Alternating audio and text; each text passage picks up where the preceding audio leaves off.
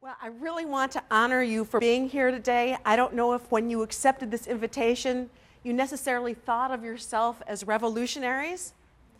How many of you did? Some of you thought, wow, 2 years ago, 5 years ago, would I have actually turned out for a presentation on how to market to old women? Yeah. Times have really changed. And the financial industry is just waking up now to the power and potential of what is arguably the largest and wealthiest demographic in our population today. The question is how do we fall off the map? Why is it that we are revolutionary to market to this organization and to these women? So the first thing I want to point out to you is that when the financial industry began waking up, the whole world started waking up. It was the year 2006 when what happened? The first boomer woman turned 60 and didn't disappear. She didn't fall off the face of the earth.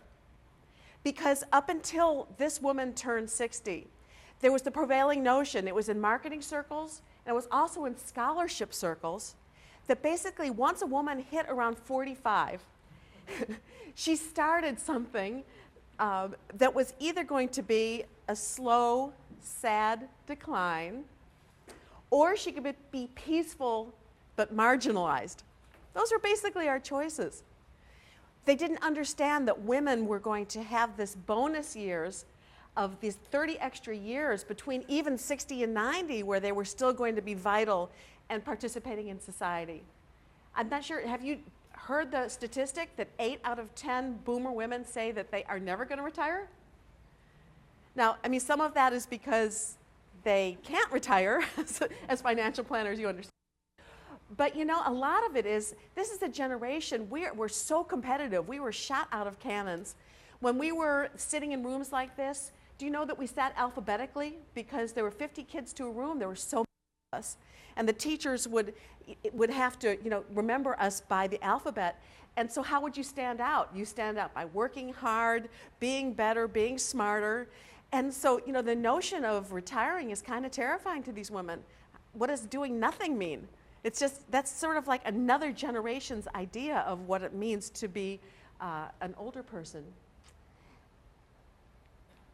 So we are defying expectations. How many of you have watched the PBS special with John Adams? Yes? And what do you notice about his hair when he's going out in public? He puts a powdered wig on. The wig is white. Okay? Around the same period of time, actually a few years earlier, the women in France were doing the same thing. They were wearing white powdered wigs. Why were people doing that? What were they trying to look like? Older. Yeah. Wiser. They were trying to look older and wiser because for most of human history, to achieve age was considered to be a major triumph. It was considered to be a sign of maturity and wisdom and respect. And people actually aspired to that, even the women. It goes back to World War II, as recently as World War II. I have to say that in both the agrarian and industrial revolutions, youth was valued because of brawn. You needed muscles. You needed to have strength to lift up these big pieces of equipment or to work the fields. But let me ask you a question. How many of you think you need brawn to do your jobs right now? Very few, and really nothing, because we are knowledge workers, basically. And how many of you know more now than you did 10 years ago? How many of you are wiser than you were 10 years ago? So what happened was, in World War II, it was no problem at all. The young men went off to war, and who took over the country? Women. Women and older people and older women. And they did a heck of a job. They could do those jobs. When the young men came back from war, all of a sudden, they had to figure out what to do with these older women that were running the country. And so one of the biggest PR campaigns in history was launched, and it was designed to make older women feel unpatriotic and disloyal if they kept their jobs, and eccentric. So that's where this whole notion of the marginalization of women from the mainstream culture came. It came simultaneously with the birth of the suburbs. And what did these women do? They started having babies. Who were the babies? The babies were the boomer generation. For the first time, marketers realized, oh my gosh, there's money in this generation. There were so many of us that they began to market youth products.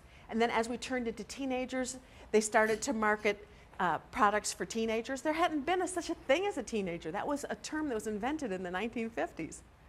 And so there was this sense that all of marketers were going towards young people.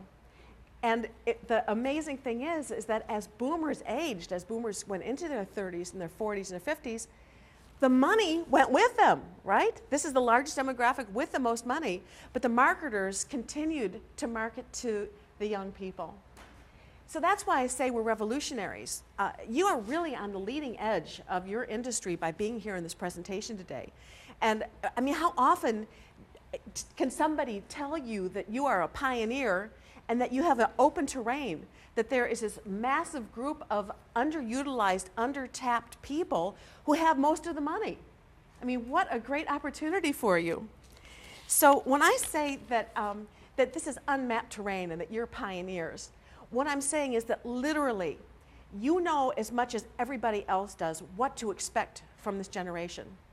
Because there's never been such a large generation that has another 10, 20, 30 years. We're educated, we're the most wealthy, we have these, many of us have triple inheritances coming our way. And so, you know, the question is, since there's never been this kind of a demographic before, who can tell us what the future is going to be? But isn't that exactly what your clients are asking when they come to you? They're saying, you know, how long am I going to work? How long do I have to work? How long am I going to want to work? How long are my parents going to live? What's going to happen with the stock market and with our investments? How long are my children going to need money? You know, those kinds of questions. So the thing is like you may sit across from somebody like that and you might start to feel inadequate in your own self that you can't answer their questions and maybe not feel as great about yourself as a financial advisor as you should be. So I'm here to tell you that what you don't know, nobody knows. By you sitting in these presentations today, you're going to know as much as anybody knows about these answers and what you need to be discussing with them. And so my first and most important piece of advice to you is to be willing to raise these issues up for yourself, to engage with yourself and with your client, but not from an authority position. Because you know what? The first thing I'm going to tell you about boomers, and I'm going to explain more to you about this why shortly, but the first thing about boomers is that they don't take well to authority figures. They want you to engage on a one-to-one basis in a relationship. And the fact that you don't have all the answers is okay. And the fact that you're willing to share some of your own questions and your own life story is really okay. It will actually endear them to you. And when there are exceptions, I'm going to tell you what those exceptions are so that you don't have to be nervous.